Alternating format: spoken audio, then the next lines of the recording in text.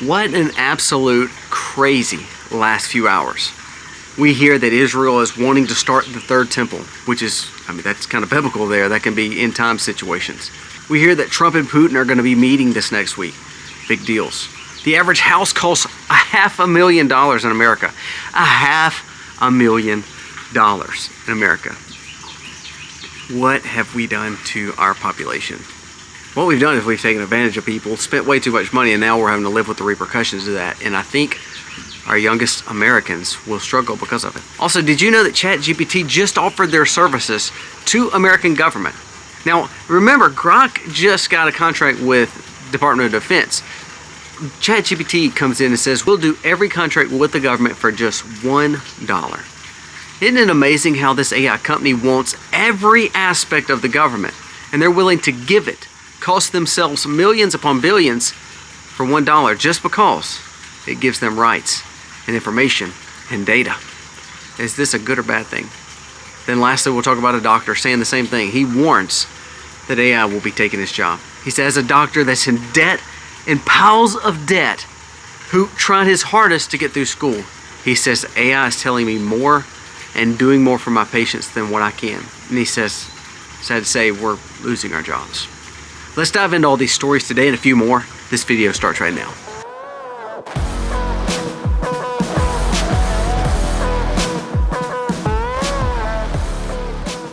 Hey guys, welcome to our channel. Thank you so very much for being here. We are back home, so thank you for sticking with me the last few days. We humbly ask that you subscribe to the channel, give us a thumbs up, comment below. That helps YouTube know that this information is important. Now today we're talking about some of the things that impact you, because remember, the things that we talk about, they're ultimately helping you to either be more sustainable or to be wise to get more sustainable. Remember my other channels, Life with Colby Mack and Misty's channel, Life at the Farm. Those are ways that we show you how that we are actually sustainable and what we do with our vlogs, typical vlogs on the farm with our family. Now, the reason we tell you this stuff is not to make you fearful. It's to say this is the way that we can just learn from what's going on. So first, let's talk about this story dealing with AI. I think that we need to mention that first. There's a new story that came out that said he fears his profession will be overtaken by AI. It says patients are coming in with questions that doctors cannot answer. I'm truly feeling our days are numbered and AI will be the answer for all of it. This is because at the very least, patients are coming in with very, very difficult questions that doctors were not trained in. They're using AI chatbots to get a lot of base information that would typically come from a doctor. Now people are realizing they need no doctor. Now that's been the same case with a stockbroker, with a lawyer, a lot of other certainties in the world, in the way of working. So white collar jobs, blue collar jobs, a lot of these jobs are being lost to ultimately AI. Now that brings me to the next story that just absolutely scares me to death. It says AI is willing to give the government OpenAI and ChatGPT and AI sources for just $1. Now you think about that for a second. Think about all the apps you download. Like I was downloading a game the other day for one of my children. It was an educational game. It's free, but the whole time they're trying to upmark and sell the stuff in it. Okay. Now there's another app you can download, like a lot of social medias that don't charge you anything. Well, they don't need to charge you anything because ultimately they're analyzing your data. They're getting your information. Prime example, when we were in Tennessee, every ad that came up on Newsbreak, every ad that came up on Meta for my wife, every ad that came up on any source that we were on, it would have Smoky Mountain ads, have Tennessee ads, have North Carolina ads. Why? Because it already knew my analytics and information. That's why we tell you to protect your phones and protect your data, because they even get that stuff just like that. So if we download apps for free, really you're actually getting charged because they're taking all your privacy away. Now, why would you think ChatGPT and OpenAI, a company that is open source, or said it was open source, now it's closed source, but ultimately a for-profit company basically now, to where they want to charge you absolutely nothing to the government. The government is usually the honeypot for most companies, and they're willing to just give it to the government for $1. Don't you think they're getting something in return? What? Privacy, data, top secret clearances, and now you're allowing AI to incorporate itself all in our government. Surveillance, eyes in the skies, eyes on phones, eyes on smart televisions. They have every right and every way to take away freedom if AI gets into the government. So that's why I say you got to be very careful of these kind of stories. If you're using AI, look, great, use it in a way that can be beneficial to you. I think it scares the crap out of me. But for most people, if you are using it, understand that the more you use it, the less likely you're going to actually do creative thinking because you're allowing it to do it yourself. The more likely you're weeding out someone else in your life that could be someone that is close to you. I mean, for instance, Elon Musk put out the Grok Imagine and the Grok emojis, basically, where they're speaking to you and they're becoming like best friends and love acquaintances with you. What are we doing? 80% of young Gen Zers, especially in Asian countries, are saying they would rather marry a chatbot or an AI agent than a human being because they feel like they know them better than what a human would. We're developing a very, very, very, very dangerous system where we're fully dependent on AI capabilities and technology. And I'm scared that's going to come back and haunt us. Now, another thing. 80% of drones right now are built with AI capabilities, and now they're all being built in China. So we're talking about AI capabilities, we're talking about computer technology, we're talking about really technocracy that's going to happen. We're also talking about how we still need drones and capabilities for mass surveillance and for drone warfare. That's what this whole world has become now. It seems like when we talk about Russia, Ukraine, the whole situation with Iran, it was all used by a lot of drone play. So if AI has the capability of learning our technology, at the same time, AI has capabilities of training drones. Don't you think that could be a bad thing? Don't you think that could be dangerous? Don't you think that could be used really against us? Because now 80% of drones are made in China. They're using the same AI capabilities. What if all of a sudden they learn how to utilize AI capabilities that has access to our government and they're able to take it right from within? I mean, that's hacking. That's hacking, 101. It's a dangerous thing. We have to be very careful of AI and it ruling over life. We need I think everybody should have a semblance of off-grid living. I think everyone should have a semblance of walking. Everybody should have a semblance of growing food. Everybody should have a semblance of just going to tent camping one day. I think everybody should have a semblance of learning how to fish or hunt for their food, because I think that that's where we need to get back to. When we realize the nature that God's given us and the capabilities that Americans truly have and that people truly have, it's amazing because you almost get this primal instinct of survival again.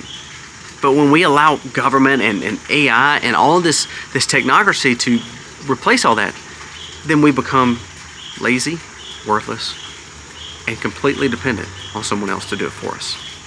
Pay attention to these stories. This doctor really woke me up, I thought, because he said, I'm fearing because not only do I have piles of debt, I thought I was going to have a career forever, and now I'm realizing AI probably will take it. Is AI coming for your job too? Very, very likely. Now, before we go any further, a word from today's sponsor, Chapter. Now, Chapter is one of those things that I truly have come to really believe in. Something I didn't understand just because, honestly, I'm not 65. I didn't realize what Medicare and how dangerous and how hard it was to understand and make sure I'm getting the right plans. Everybody wants to sell you a policy. Everybody's making commission off you. Everybody tells you they have the right answers. This part, this covers the doctor, this doesn't.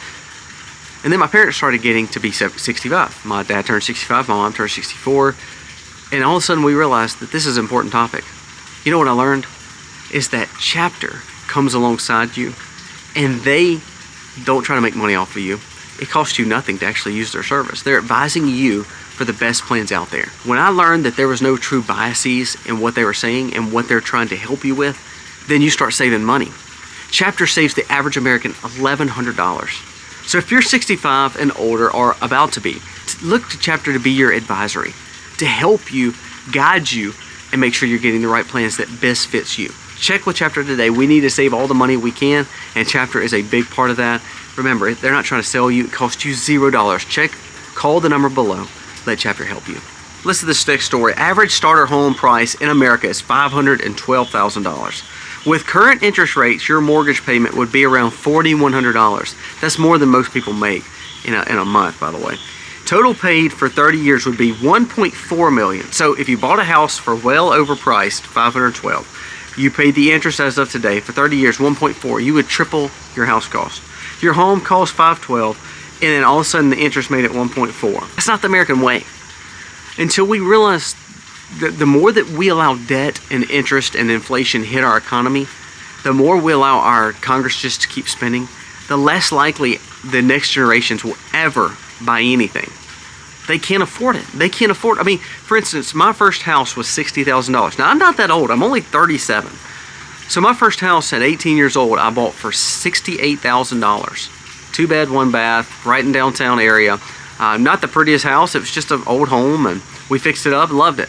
We had our first child there, got pregnant with our second child, and then moved because it just wasn't big enough. 826 square foot.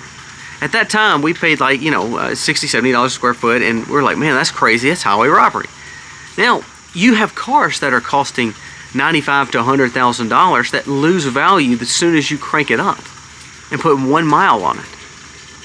If we build this mentality to where everybody is so inebriated with debt and they can't do anything but just give money to the lenders and to the government, one of the biggest con artists is student loans. Student loans is one of the biggest cons because the endowments and all the pressure is put on by the schools. The schools keep raising the price because they know that the government is backing the loans. The student loans can't be foreclosed on or bankrupted, so therefore you're in piles of debt and you can't get out of it. There's people online right now, and it's sad because they're crying because they're saying, here we are, we thought we were doing like everybody else was doing and getting $40,000 or $60,000 out for college because it's what we need, and all of a sudden we realize that we're paying minimums at 16-17%. Now we have a debt of $117,000, and I've been paying it for 10 years, and we've not actually paid any principal. It's all interest. Do you think that's the wrong approach? Do you think it's a wrong approach the houses cost $500,000? Do you think it's a wrong approach that our government keeps blowing money to make our dollar worthless, to make this stuff cost a lot more? This is not the American way. So, you know how you fix this, though? I'm going to be completely honest. You push away from the system. That's why I think I'm so ghosted and censored lately, because I'm pushing away from the system. My kids doesn't have to have school. They're homeschooled. My kids do not have to have an education that goes to a 4-year degree because we've taught them how to use skills. Not that they're not uneducated, not that they don't know what they're doing. My kids are probably more skillful at their ages than some adults are. You know why? Because I've taught them. My wife has taught them. It's not just about school, it's about life skills. You know what else we've pushed away from? We've pushed away from the way of thinking that you've got to just buy food out and eat this fast food and eat this garbage that they're telling us. We've learned to push away from that. So there is ways. I'm building Aiden's house right now. This house will literally cost me about $75 to $80 a square foot or less. Now that is unbelievable. Now to me, I still think that's high because I'm used to building a house for $50 or $60 a square foot. But in all, it may be around $50, $60, or $75, $80 a square foot. Most people are building right now for $200 or $300 a square foot or even more. You know how I'm doing it? Because I'm pushing away from it. I'm learning to do it myself and understanding how to make sure that I'm getting the best bang for my buck. So there are ways to do it. And there are ways to still be and survive all this. But you have to push back from the narratives. That school is the answer, that college is the answer. It's funny because Annabelle, this dating my son, they'll end up getting married. She said that she had a teacher. Now this teacher makes probably $50,000 a year. Struggles probably to make ends meet.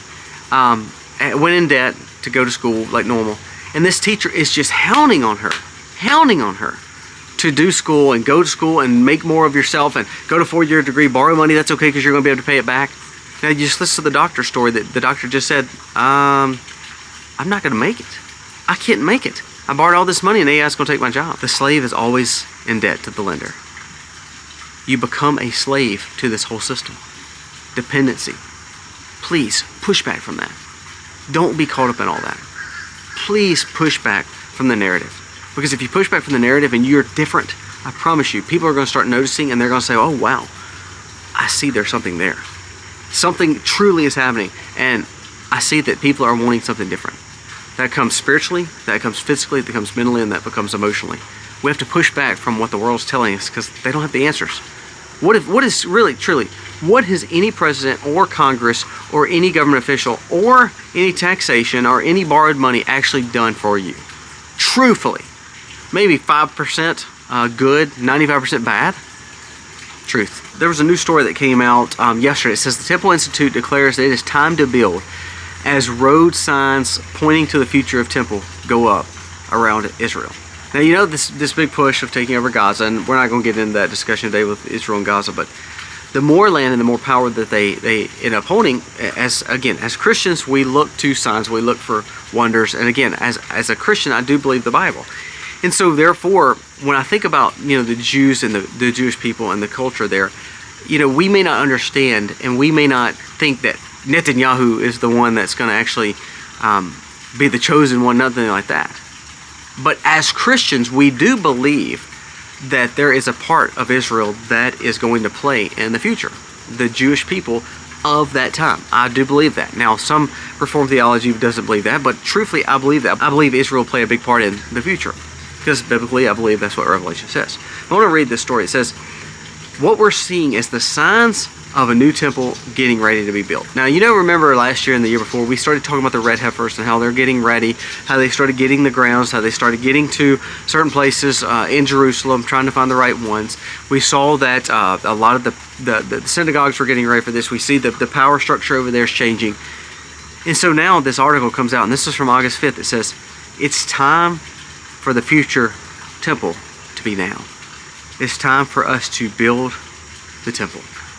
Now, biblically, again, I'm not Jewish, I'm a Christian. But this is telltale signs, I think, that we are living in, I believe, the end times. And what that means is, that means for you as a Christian, or you as an American, are you worried exactly what Israel's doing? No, what you should be worried about is the fact that you're now going to see more countries either pull for or pull against Israel that will make a clash that will then make hard times. That's what I truly believe. I believe we're going to see harder times in America, like the housing situation, the debt situation, the dollar situation. All those are bad, but I don't believe we've seen anything yet. I want to read this story, and this is, again, just almost biblical. And again, you don't have to believe this, but this is just me. It says, officials declare emergency as warnings of droughts worsen, and cattle farmers are on the brink of collapse. A lot of our tanks are starting to dry up. Now, this was from a story from Arizona, New Mexico, and Texas, and some of those areas, and kind of the desert area. California came out and stated that a lot of their aquifers are drying up, and a lot of them have been taken by the government. So we're starting to see times where people can't grow food, times of famine. Times are getting harder.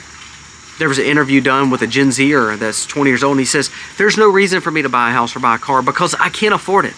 Those times have gone. Now all I've got to do is be a slave to the rent and to the lease and to someone to come pick me up. And he was talking about car apps and things like that. So what we're doing is we're seeing harder times, and I believe we're going to see harder times, especially if we start seeing Israel make forth on a third temple. This is a big deal. When you talk spiritually, no matter what you believe, I believe we're going to see harder times, and I believe we're living in the times where you're going to either have to be the salt and light, or you're going to be cast out. If you truly are representing Christ, I believe you're going to be persecuted. I honestly believe that's why my channel is being censored and ghosted. That's why I need your help. I need your support. I beg for your support because I want to do this each and every day. But I honestly believe, because of the things I talk about in the conservative, independent, Christian-minded way, to push against the narrative, that's why people don't like it. And that's why I think I'm censored. But this is a big story. Again, say what you will about Israel or whatever it may be, whatever your thoughts are. This will cause divisions and problems across the world, reverberating problems. And the question is, what side are you going to stand on? And again, it goes back to independence and dependence. Good versus evil. Where are you standing on those issues? It has nothing to do with left versus right. It has nothing to do with anything else but good versus evil. And you better be ready for this. Hard times will come. I want to mention two more things. First, Trump and Putin are meeting next week, or are supposed to meet on the Ukraine peace talks. This is a good move. I think it's good to keep Ukraine out of it, because to be honest with you, Russia has made so much inroads into Ukraine at this point that I don't think Ukraine has really a leg to stand on, as in a peace negotiation. I think it needs to be done by the biggest players, which are America, because we're the ones funding it, sadly, and of course NATO.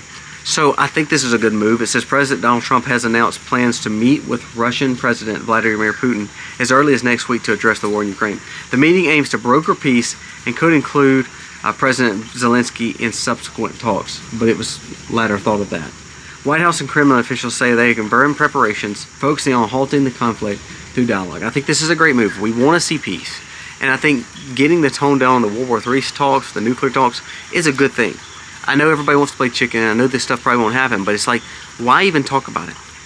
Hopefully that talk last week, the escalated talk, can hopefully bring to negotiations for this next week. I think this is where Trump does shine, is he is a better leverage holder and negotiator. And what I hope is we don't get lost in everything else that's going on in the world and realize that we actually do have a president that seems to be wanting peace and not war. Sadly, Congress and a lot of players in Washington are wanting war. And I think that's where the battle really comes down to. It's not a left versus right. It's really not. It is truly a America First policy or a no war policy versus all war. And that I think you're seeing more and more. But I do think these talks are good. Now, one thing I wanted to mention, and I didn't really want to focus on that, because I want to mention one more thing that's, I think, more important that I think we're missing out on.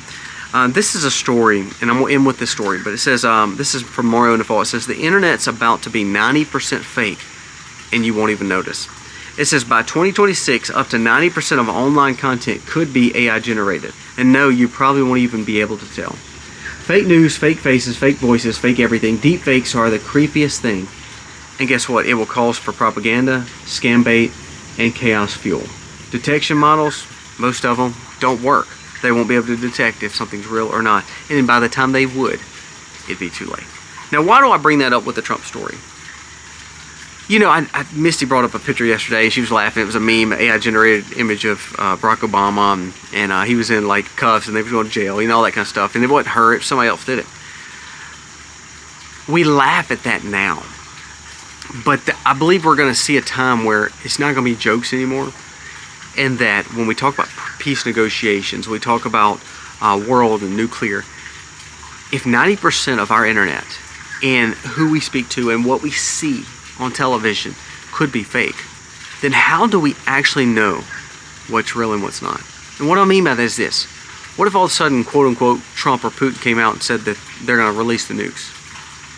And this AI generation looks completely real. Think about how much danger that can cause. Think if all of a sudden your quote unquote daughter called you on FaceTime, or your son called you on FaceTime, or your spouse called you on FaceTime and told you how they're getting kidnapped, the dangers of it. You got to send this money here, send this money there. This stuff is actually already happening, and they're saying by 2026 you won't be able to tell if it's fake or not. What if all of a sudden someone tells you they need money to wire it to them? You get an email saying that this is what's going to happen. Your banker, quote unquote, calls you, and it's not your banker. It's some AI agent. The thing that scares me the most is how dangerous this kind of stuff and this deepfake could be, because not only could it scam you, it could literally cause war. It could cause chaos, and it could cause major propaganda, because then Trump could be faked. Putin could be faked. The next leader could be faked. Who knows? We may not even know who the real president is at one point in time, because it's going to be so much fake things and not real. What if all of a sudden that everything we saw, we thought was real, was not? And then all of a sudden you see something that is real, but because you've been so propagandized and to think that everything is fake, that now you don't believe the real thing. It's like the boy calling wolf. We talk about this all the time, especially in the prepper community. You know, we always prepare because we never know what's going to actually happen. The thing is, though, what if all of a sudden we don't realize that this is the real thing? Because we've been so, you know, held down and so propagandized that this is fake, this is fake, this is fake, like everything else. So not only are you worried about what is real that is now fake, and then also what if the things you thought was fake are actually real? The dangers are there. The biggest takeaway to me from these stories today is this. You need to get out and start learning skills. You need to learn to do some things on your own, because AI is taking over our lives. Secondly, we have to realize that even if you don't believe in the Israel situation in times are getting tougher. And there are more lines drawn in the sand when it comes to China, Taiwan, or Russia, Ukraine, or America and Canada and so forth.